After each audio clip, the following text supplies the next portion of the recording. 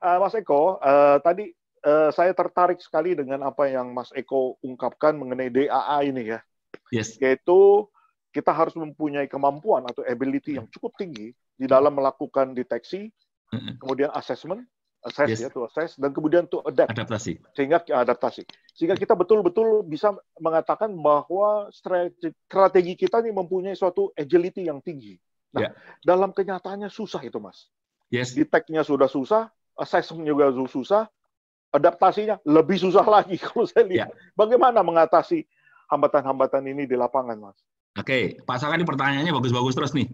Ini makanya kenapa dipakai terus nih di sebagai moderator, karena pertanyaannya. Terima kasih. Saka, saya kembali ke materi.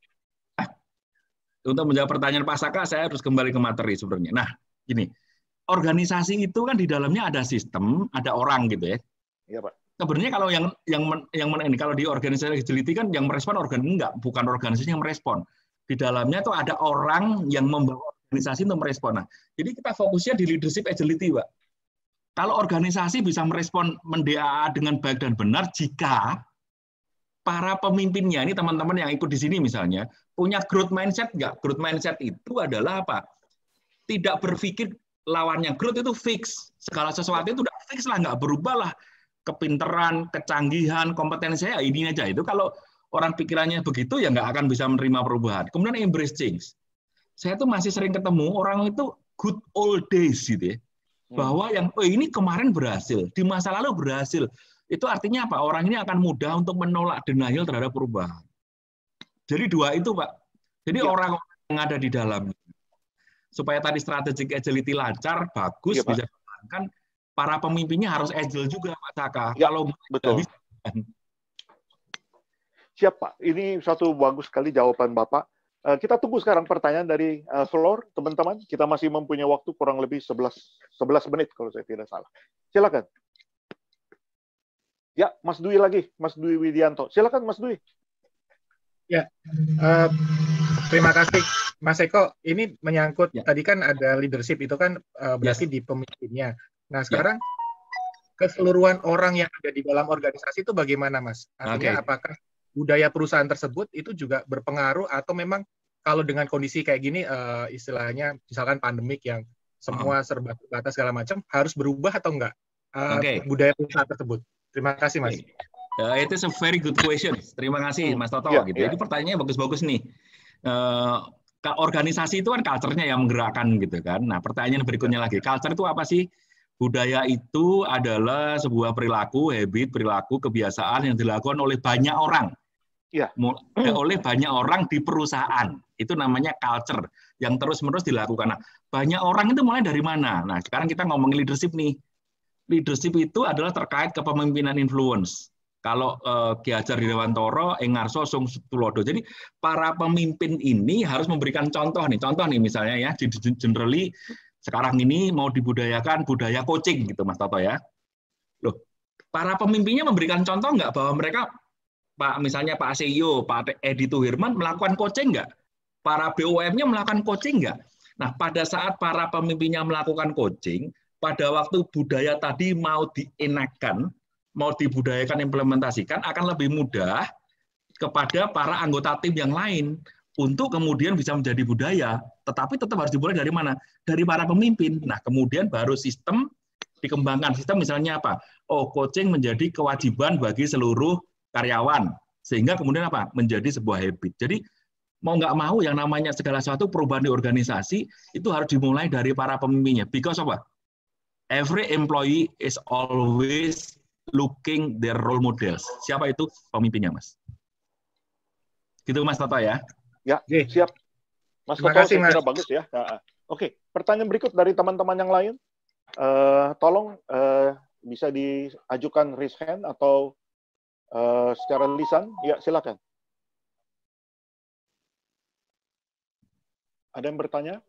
Nah, kalau belum ada, ya saya bertanya kembali. Mewakili teman-teman sekalian. Teman-teman, Mas Eko, saya lihat Mas Eko videonya itu lain kok ya, atau mungkin saya salah ini Mas Eko. Mas Eko tapi bisa mendengar pertanyaan saya? Bisa. Video yang mana, Pak? Oh ya, udah. Ini berubah lagi. Federer ya? Mas Eko, sambil menunggu pertanyaan dari teman-teman dari floor, tadi Mas Eko mengungkapkan mengenai VUCA. Nah, ini dari awal ya toh. VUCA ini sudah terkenal luar biasa lah. Semua orang sudah tahu sekarang ya toh. Kalau dulu masih kurang begitu terkenal ya. Volatilitas yang tinggi, kemudian ketidakpastian yang tinggi, kemudian kompleksitas yang begitu sembahani tambah besar ya toh, tambah memusingkan kita. Kemudian juga semakin membingungkan ya, ada ambiguitas ya toh. Nah, itu kalau menurut saya ya, Bapak tadi sudah ungkapkan alasannya ada globalisasi dan seterusnya. Kalau menurut Bapak bagaimana ya? Karena ini saya nggak tahu apakah ini cocok untuk saya ungkapkan atau tidak di forum ini. Karena sebenarnya masalah utamanya adalah peningkatan entropi itu, Pak.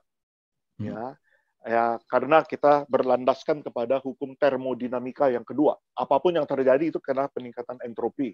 Nah, tapi saya tidak bahas itu karena itu terlalu ilmiah. Tapi pertanyaan saya, terlalu ilmiah. Kalau banyak dari ITB mungkin lumayan ya, bisa bicara diskusi. Ya.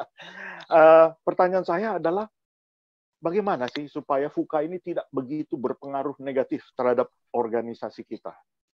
Oke. Gimana caranya? Ya. Itu pertanyaan bagus lagi nih dari Pak Saka gitu ya. Iya, silakan. Yang pertama mungkin dimulai dari sini dulu nih Pak Saka. Ini saya masih sering ketemu juga teman-teman tadi. Masih banyak organisasi para pemilihnya itu suka denial gitu, the good old days. Segala sesuatu itu diberlandaskan di historical masa lalu yang baik-baik saja. Padahal kondisi sudah tidak seperti itu. Jadi bicara tentang bagaimana menghadapi VUCA, yang pertama adalah perubahan itu sebuah keniscayaan dulu. Terima itu secara mindset, tadi growth mindset di sini ya. Dunia berubah, terima itu. Nanti kalau nggak terima perubahan, ya nggak bisa. Kalau orang nggak terima perubahan, nanti nggak akan melakukan tindakan apapun, Pak Saka. Jadi bahwa yang namanya saya 10 tahun yang lalu rambutnya masih banyak, Pak. Lebih ganteng daripada ini gitu ya. Saya terima saya sekarang jadi rambutnya berkurang botak begini gitu ya. Saya terima itu, tetapi saya menerimanya dengan sukacita, embrace the change, dan saya tidak menganggap kegantengan saya berkurang, Pak. Karena saya tahu banyak ibu-ibu suka yang botak juga gitu loh. Istri saya suka yang, artinya apa? Terima perubahan itu, menerima perubahan bahwa perubahan itu sebuah keniscayaan, kita nggak bisa menghalanginya.